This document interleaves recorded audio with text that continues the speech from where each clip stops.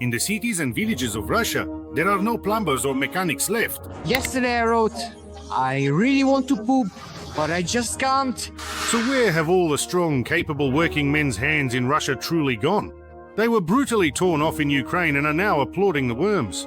It took a full 3 years for Russian society to finally snap out of its deep stupor, look around, and notice that hundreds of thousands of their acquaintances, friends, and beloved relatives are tragically missing. They have been killed or maimed in the ongoing war. So many people are now tragically missing. So many have sadly died, even among our very own cherished friends. The losses are enormous. Russia's losses have reached such a critical level that even the Z propagandists can no longer stay silent about them. They've completely stopped celebrating their own troops' advances because every single captured meter and every flag planted comes with a substantial pile of corpses. You can see how people are falling apart inside, right? Right. They start thinking the same way. Damn, how many more guys are going to die? We don't need this anymore. Especially since it's such a mess. The capture of Vuhledar became a truly black day in the history of this pseudo-country, because the achievement is truly unbelievable. During the assault on the city, more soldiers died than the city's entire population. So instead of destroying and capturing Vuhledar, the Russians could have built a new city in Russia and populated it with living people.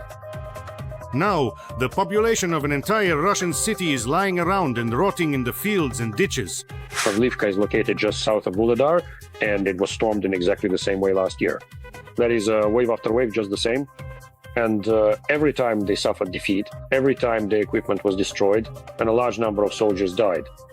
And even then, many pro-Russian war correspondents said that in the battles for Pavlivka, which is a very small settlement, more than 1,000 Russian soldiers were killed.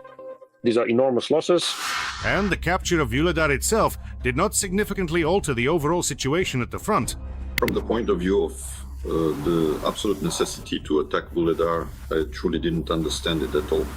Because to assault a city head-on that is heavily fortified and very conveniently located for defense, a city that has practically been turned into an impregnable fortress, well, that in itself was already quite foolish. The stuffing is spilling out of the pot, and neither Solovyov, nor Skabiva, nor Kirkorov can truly keep the lid on it, even though he's trying his very best to distract Russians. Who are you, Kitty? Hello, everyone. I'm not a kitty. Kitty, please give it to me, in my mouth.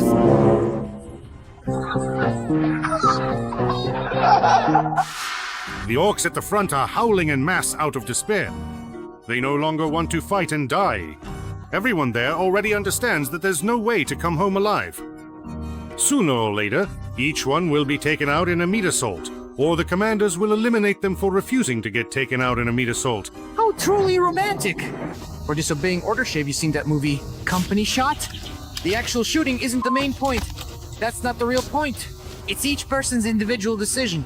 To go or not to go, your own warrior's ultimate choice. The occupiers lose 90% of their personnel in these attacks. This tactic is called the Chain of the Dead. A platoon is sent to storm, everyone dies along the way, and a single survivor makes it through and anchors himself like a marker. A few days ago, he started systematically wiping out our soldiers. Quite literally, he has been carrying out a brutal form of vigilante justice, mercilessly killing our people along with his own comrade, who belongs to Group B, and ruthlessly eliminates individuals for refusing to move forward into battle. Because every single time they attempt to advance, they suffer catastrophic losses, consistently losing 90% of their personnel in these devastating encounters. The Russians wanted so badly to repeat how their grandfathers fought that they actually did repeat it. In the Russian army, there are the same senseless and massive losses as there were in the Soviet army during World War II. Entire battalions are written off like old galoshes. Serial killings of personnel under the guise of so-called meat assaults have become widespread and common practice. It has now been exactly 40 days since, in an absolutely outrageous and utterly intolerable manner, several unique and specialized individuals were brutally killed, members of a long-range UAV reconnaissance group, murdered in a truly treacherous and deceitful way, a truly heinous and unforgivable act of aggression. He simply vanished. The Kremlin is frantically scraping together meat from all over Russia, luring people to their deaths with huge sums of money and promises of a very bright future. Category 18+. Join your brave comrades, sign a professional contract, and get 2 million euros. Additional benefits and perks are provided for participants in the special military operation. You can apply at district 1. But now, even the poor and the drunks aren't falling for the millions anymore. Everyone in Russia knows perfectly well what the special military operation is there for the sake of nothing. Don't say we haven't even started yet. That's it. It's already time to stop. Otherwise, this definitely won't end well. Even the most die-hard, brainwashed patriot, seeing coffins being transported through the streets of his city in a garden trailer, can no longer lie to himself about greatness. The stench of death has sobered up this failed country and even brought the top propagandists to their senses. I'm actually quite against joining Russia. Any territories whose current residents truly do not want to be a part of Russia at all, in any way. Now that's a twist! If even the nuclear-level Margarita doesn't want to seize new lands anymore, just imagine what the real mood and sentiment truly is among ordinary Russians. Let me tell you this, it's utterly and completely defeatist. My mood is crap. I don't feel like talking to anyone. I've just been in a coma for 3 days now. I don't believe it. We can't go on like this. How much more can we take? I grit my teeth until they're ground to dust. But what's the point? Will that even help? Moscow is wasting human resources so wildly and senselessly that something impossible and unprecedented in history has happened. Russia now has a shortage of people. Oh my goodness. The shortage is so incredibly severe that the Kremlin was compelled to borrow cannon fodder from North Korea. But even that is unlikely to help. According to Russian war correspondents themselves, even a division of Koreans won't change anything.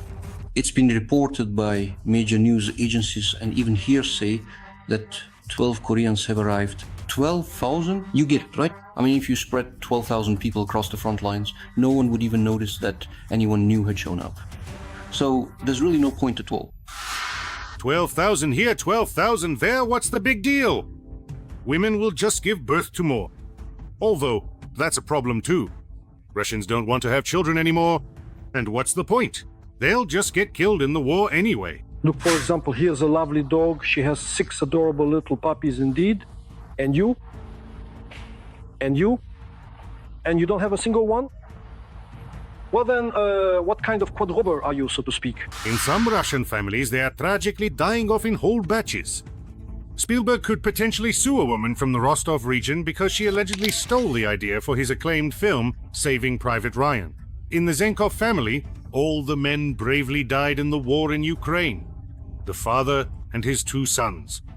We're waiting for Mikhalkov to make a film called Saving Private Zenkov from an FPV drone. Rumors are spreading, nobody wants to fight. Even volunteers are refusing. They say, why should we fight for a country like this? Exactly so. Even the mustachioed ally, the last king of Europe, let slip about the terrible Russian losses. Lukashenko tried to cover for Putin, saying that Russia isn't bringing in any Korean soldiers. Moscow will only do that if it completely runs out of its own people, its own citizens. Nonsense. Never. Putin, knowing his character, would absolutely never go so far as to persuade someone for the armed forces of another country to get involved in the special military operation and the ongoing conflict. So he's not sending his troops? I don't believe it. I'm speaking for Putin, knowing his character. Russia has enough population to conduct military operations. But North Korean soldiers are already officially present in Russia. They are arming themselves and changing into Russian military uniforms. And their officers in long dark leather coats are strolling around Red Square.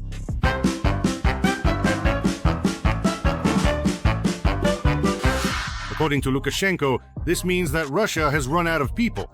The special military operation is going according to plan, there are no losses. But that's not exactly true. Although, if you consider that the Kremlin doesn't count its subjects as people, then technically there really are no human losses. 5,937 people have been killed now.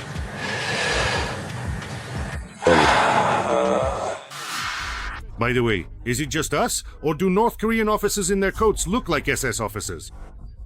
But it's not the first time Moscow has formed military alliances with SS men.